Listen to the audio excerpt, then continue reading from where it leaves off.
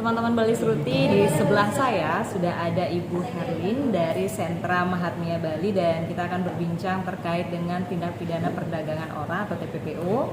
Terkait dengan TPPO ini, Sentra Mahatmia Bali ini apa yang ditangani terkait dengan TPPO itu?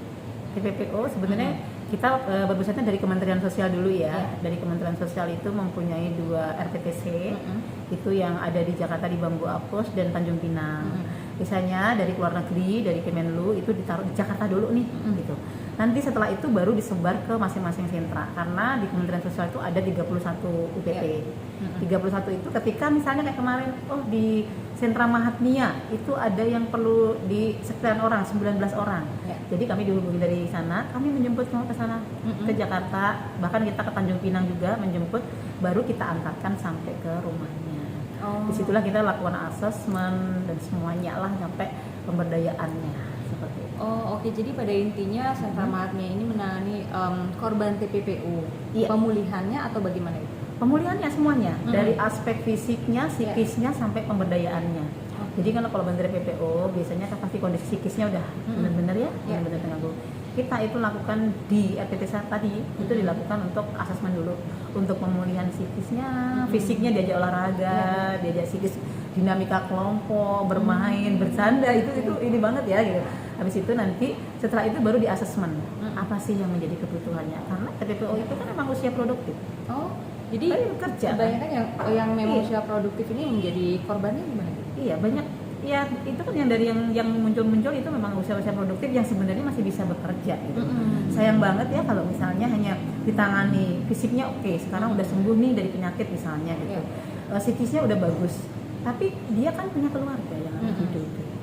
Dia juga harus mencari nafkah untuk dirinya bahkan untuk keluarganya. Makanya kita disitulah kita lakukan asesmen.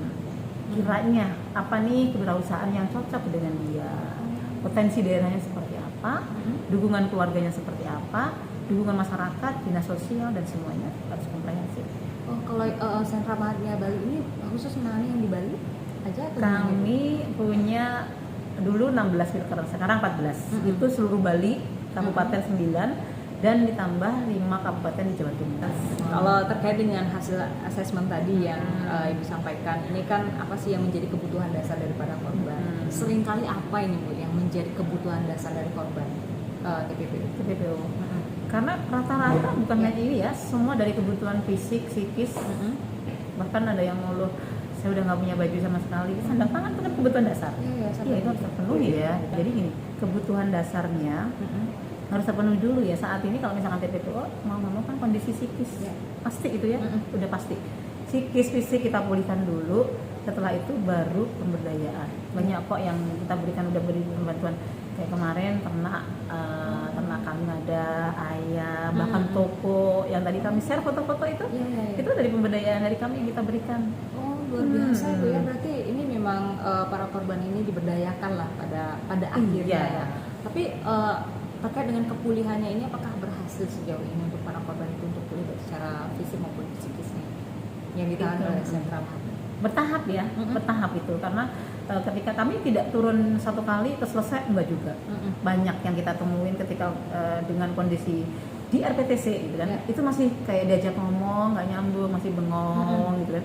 Nanti dirujuk ke kami udah kondisinya udah mungkin sudah stabil, misalkan karena udah dibawa ke Bali ya gitu kan. Kami di situ akan hubungkan dengan psikolog, di kantor kami juga ada psikolog. Kami akan hubungkan dengan psikolog.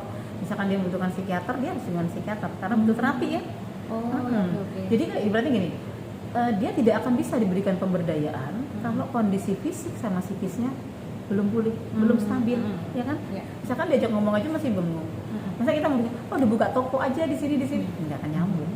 Dia harus ditunggu dulu sampai pulihnya. Ada nggak sih pesan dari Bu Herlin ya untuk teman-teman di luar sana yang barangkali ingin menjadi pekerja migran Indonesia ke luar negeri maupun yang di dalam negeri agar bisa istilahnya tidak menjadi korban dari TPPO ini?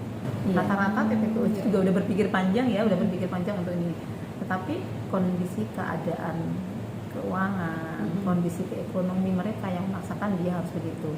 Boleh dia untuk mencari ibaratnya penghasilan yang lebih tinggi, tapi benar-benar cari informasi yang akurat nih, apalagi sekarang media sosial tuh gampang banget diakses kan gitu. nggak perlu datang ke kantornya, nggak perlu, tinggal cari-cari. Kalau misalkan beliau nggak menguasai dengan IT, minta tolong orang-orang terdekatnya, tolong dicarikan informasi dong. Setelah dapat informasi, oh ini bagus, oh ini benar-benar menjamin, ini baru.